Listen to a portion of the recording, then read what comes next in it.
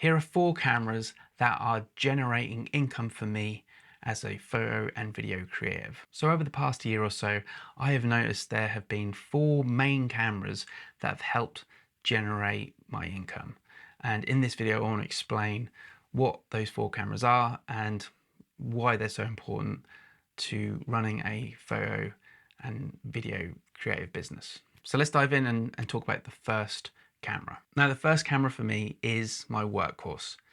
It is the Sony a7 IV with the 24-70 G Master Mark II lens. Now, if you have been watching this channel for the last couple of years, I have been a Fuji guy. I have shot predominantly Fuji and only ever kind of dabbled in other things from time to time, but Fuji has been my system. And this year was the big change for me. This is where I kind of got a bit stuck with some of the features that Fuji were offering and decided to make a change. And I stepped into the world of Sony. And since then, I haven't really looked back. This has been so smooth, such an easy process for photo and video. My clients seem happy. I'm happy. I get home, the footage looks good, the photos look good, and it's just a beast. It really is.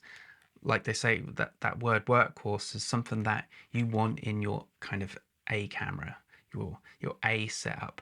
Um, you know, time again we talk about gear and really how it's not that important, but what it is important is the reliability.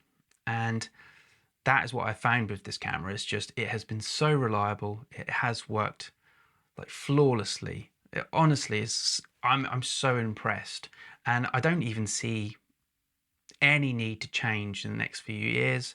And it has kind of removed all of that gas, which if you don't know, gas is an acronym for gear acquisition syndrome. And it's something I suffered with for a long time. And that has just gone away. I feel so much lighter. I don't feel like I'm trying to acquire more stuff to get better. I'm kind of just in a very lovely sweet spot at the moment where I'm kind of happy with what I've got. And I'm happy because, you know, it's just generating me the income I need to live, work, and play. It's really important that we have play on the end of that sentence because you still got to enjoy what you do. And with this, even though that, you know, some people have said it's boringly superb, you know, it's me. I'm the creator. It can be as boring as you want it to be, or it can be, you know, as joyful as well. So the Sony a7 IV is my workhorse at the moment, but we do need to talk about the second camera that is, you know, still very important to me, and helps, you know, generate income in my business. And so that second camera is my beloved X-H2S, the Fujifilm X-H2S with the 16 to 55 f2.8. I have a lot of sentimentality around this camera. The X-H2S really is the thing that kind of triggered everything for me to start this channel. If you go right back, if you're interested, you can see this is what I kind of based everything on, and the system of Fujifilm. I bought this lens, the 16 to 55, just before I went to Asia, and God, I just fell in love with the setup. You know, that I'm almost nostalgic thinking about it, and I'm very sentimental sometimes. If you haven't seen, but this camera, this setup is, I thought this would be something that I would sell. Since I've got the a7 IV, I thought, well, look, there's no point. Maybe I should sell this and stick to Sony system, buy something, you know, accordingly, as like a B unit setup. But I found that I'm, you know, as a second camera for, you know, the video or photo, this is brilliant. And sometimes I will take this to a client, um, yeah, to an event, to do some content creation with it, because it's still a phenomenally good camera. And when I thought about this recently, as a professional, it is really, really, really important that I have a backup. And if you're hearing this and you only have one, I do think you do need to have a second backup camera. You just never know that it might get broke, it might get stolen. I'm talking about your workhorse. If that goes, you need to be sure. And if this is your job, that's why. You cannot rely on just one camera to do everything. There could definitely be issues and could put your livelihood at risk. So having a second camera like the X-H2S was a no-brainer, really. I love it. I know it so well. I know it inside out. And yeah, I'm very sentimental as well. So it's the reason I have this channel, and it's the reason I started it, and the reason I'm still going really is because I love photography and videography. So that's my second camera. It still generates income, and it's still important that I still have it. So those are my two main cameras. You've got the Sony a7 IV, you've got the Fujifilm X-H2S, and they are my photo video creation. They're the things that I pride myself on, and they help clients and myself make money. But this is where things kind of change a little bit. The third camera that has considerably helped me and is helping me generate more income is the camera I'm using now, and that is the DJI Osmo Pocket 3. God, this camera has been phenomenal. I use this probably just as much as my Sony a7 IV, if not more. Especially lately, I've just been using it for YouTube. I swizzle it around, I turn it on, I can see, the screen, as you can see here. It's such a good vlogging camera. It's such a good UGC camera. It's such a good travel camera. I mean, it's so small, it's so tiny. I love the color it comes out with. It's shoots in 4K. I mean, like, I'm not going to go for all the specs because I've made a video about that, but honestly, it's revolutionized content creation. Just small things of like knowing that if I'm walking and talking, my head will be in screen if I put the face detection on.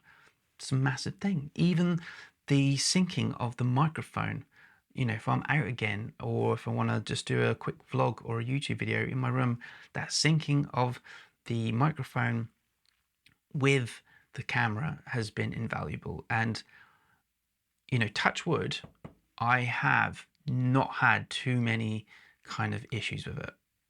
No overheating, no like accidental problems. Even when I think I could record in slow-mo once and still was able to salvage the footage. It was remarkable, and I was like nearly crying, but it was salvageable, and I was able to um, mix it with the audio. It was like you said, this so many people have got this camera, and so many people say so many things about it, but it's generated me income because of I can even use it with client work, not just my own. Not just the social media that I do, but with clients as well, because we're turning up in a different way on social media, and this one has been invaluable, especially with the audio quality you get with the microphone. If you're ever going to get this, at the moment, I would go for the Creative Combo. And for now, yeah, I can see only that I'm going to be using this more until DJI possibly brings something else out. I mean, something probably could be on the horizon. We don't know, but I would suggest that keep your ears to the ground, because I imagine something could be lurking that could be even better and even maybe more interesting. Okay, so the last camera that has been making me a lot of my money lately is my phone. And I know this isn't what you want to hear, or maybe this is, but with someone who prides themselves on taking quality photos and video with an actual camera, this has been a game changer. It's a bit like the Osmo Pocket 3. How we're turning up on social media is, well, there's so many people turning up on social media now who aren't photo or video creatives. What this allows us is to create content that supports our photos, supports our videos, makes us tell stories. You know, it really has been a gateway to bringing in an audience, telling our story, and then showing our work.